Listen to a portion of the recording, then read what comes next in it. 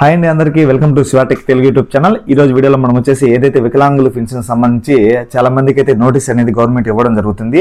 దానికి సంబంధించి ఒక పెద్ద అప్డేట్ అయితే తీసుకొచ్చినామండి. అదేంటంటే గత 2 రోజుల కిందట కూడా ఇవి నోటీస్ అనేది ఇవ్వడం జరిగింది. కానీ అది ఓల్డ్ అండి, అది ఇప్పుడు చెల్లదు.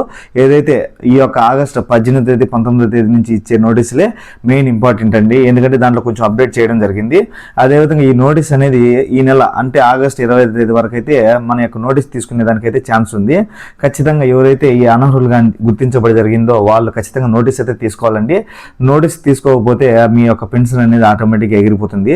ఖచ్చితంగా ఏదైతే నోటీస్ తీసుకొని మీరు మళ్ళీ గవర్నమెంట్కి అయితే మీరు అప్పీల్ చేసుకోవచ్చు అండి. అంటే మేము ఎలిజిబుల్లే కానీ నాకు ఇన్ఎలిజిబుల్ అని ఇచ్చినారని చెప్పేసి మనం అయితే గవర్నమెంట్కి అయితే అప్పీల్ చేసుకోవచ్చు. ఇప్పుడు మనం ఎప్పటిలోపు నోటీస్ తీసుకోవాలి, అదేవిధంగా ఆ నోటీస్ తీసుకొని ఎప్పటిలోపు అప్పీల్ చేయాలి, అదేవిధంగా అప్పీల్కి ఏమేమి డాక్యుమెంట్స్ సబ్మిట్ చేయాలి, మొత్తం డీటెయిల్స్ నేను ఈ వీడియోలో మీకు తెలియజేస్తాను. ముందుగా మన ఛానల్ ఇంకా ఉన్న సబ్స్క్రైబ్ చేయకపోతే దయచేసి సబ్స్క్రైబ్ చేయండి. అదేవిధంగా ఈ వీడియో మీకు నచ్చినట్లయితే వచ్చిన లైక్ చేయండి. లేట్ చేయకుండా వీడియోలోకి వెళ్తాం. ముందుగా ఏదైతే ఆల్రెడీ ఈ పెన్షన్ వికలాంగుల పెన్షన్ సంబంధించి వెరిఫికేషన్ అనేది ఆల్మోస్ట్ కంప్లీట్ అయిపోయిందండి. దానికి సంబంధించి ఏదైతే ఈ ఆగస్టు 18వ తేదీ నుంచి అయితే నోటీసులు అనేది ఇవ్వడం జరుగుతుంది. ఆల్రెడీ 2 రోజుల బ్యాక్ కూడా ఈ యొక్క నోటీసులు అనేది ఇవ్వడం జరిగింది. కానీ అది కాకుండా లేటెస్ట్ అప్డేట్తో ఆగస్టు 18వ తేదీ నుంచి 19వ తేదీ ఈ మధ్యలో 20వ తేదీ వరకు అయితే మీరు నోటీస్ తీసుకోండి.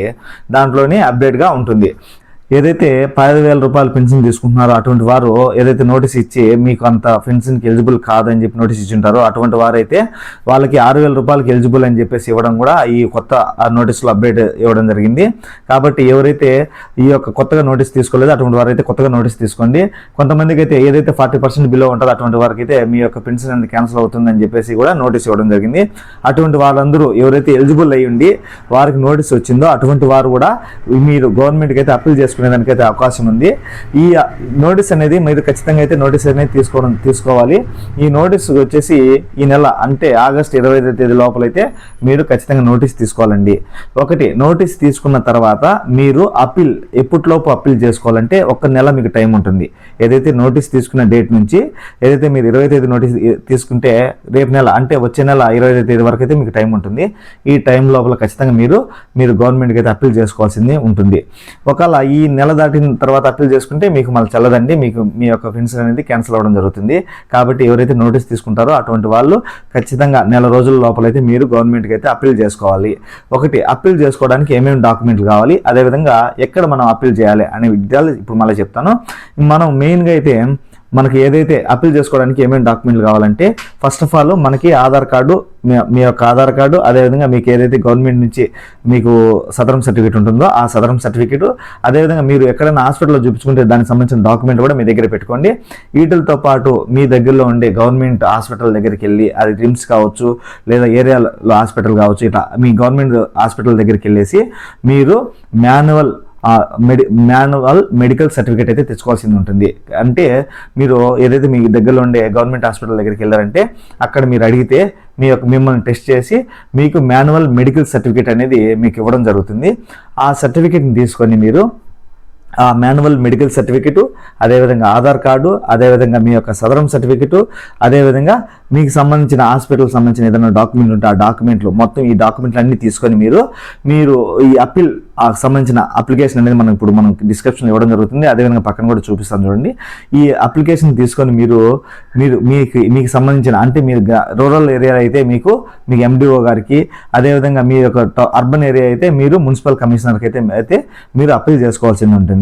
ఈ డాక్యుమెంట్లు అన్ని తీసుకొని అప్లికేషన్ ఫిల్అప్ చేసుకొని మీరు మీ యొక్క ఎంపీడీఓ గారికి అయితే మీ డాక్యుమెంట్లన్నీ సబ్మిట్ చేయవలసి ఉంటుంది.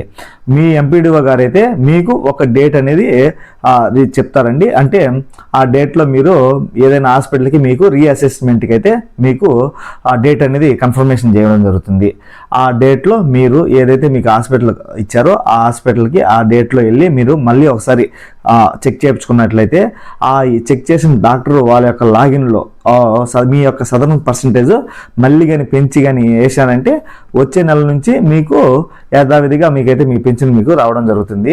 ఖచ్చితంగా గుర్తుపెట్టుకోండి. మీరు ఎంపీడీఓ గారికి ఇవ్వాల్సిన డాక్యుమెంట్లు వచ్చేసి మీ యొక్క మాన్యువల్ మెడికల్ సర్టిఫికేట్ ఒకటి, అదేవిధంగా ఆధార్ కార్డు, రేషన్ కార్డు, అదేవిధంగా ఏదైతే సదరం సర్టిఫికేట్, అదేవిధంగా మీరు గవర్నమెంట్ ఏదైనా హాస్పిటల్లో చూపించుకుంటామంటే అటువంటి సంబంధించిన సర్టిఫికేట్లు మొత్తం అన్నీ మీరు మీ ఎంపీడీఓ గారికి ఇచ్చి 1 నెల రోజుల లోపల, అంటే ఏదైతే నోటీస్ తీసుకుంటారో ఆ నోటీస్ తీసుకున్న తర్వాత నెల రోజుల లోపలైతే మీరు అప్లై చేసుకోవాల్సి ఉంటుంది. మీ ఎంపీడీఓ గారు మిమ్మల్ని చూసి మీకు ఒక హాస్పిటల్ని అయితే అసెస్మెంట్ చేయడం జరుగుతుంది. ఆ డేట్లో మీరు వెళ్ళి ఆ హాస్పిటల్లో చెక్ చేసుకున్నట్లయితే మీకు ఆ డాక్టర్ మళ్ళీ ఒకసారి చెక్ చేసి మీ యొక్క పర్సంటేజ్ ఎంతైతే ఉందో వాళ్ళ యొక్క లాగిన్లో అది అప్డేట్ చేయడం జరుగుతుంది.